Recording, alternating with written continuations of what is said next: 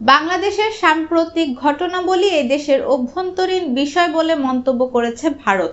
দেশটির আশা বাংলাদেশে খুব শীঘ্রই শান্তি ফিরে আসবে।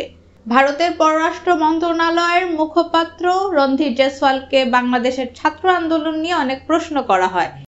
এ সময় ভারতের প্রধানমন্ত্রী, পররাষ্ট্রমন্ত্রী অথবা অন্য কেউ বাংলাদেশের নেতাদের সঙ্গে কথা বলেছেন কিনা কিংবা সেই আন্দোলনের বাইরের হাত থাকার কোনো রিপোর্ট ভারতের কাছে আছে কিনা সে বিষয়ে প্রশ্ন করা হয়।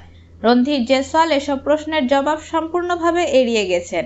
আন্দোলন বা আন্দোলনের চরিত্র নিয়ে কোনো মন্তব্য করেননি তিনি।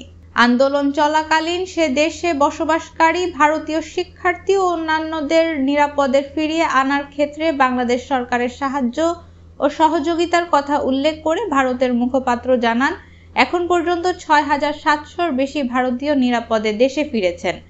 নিরাপদ প্রত্যাবর্তনের জন্য ভারতীয় হাইকমিশন ও সহকারী হাইকমিশন ২৪ ঘণ্টা হেল্পলাইন চালু রেখেছে।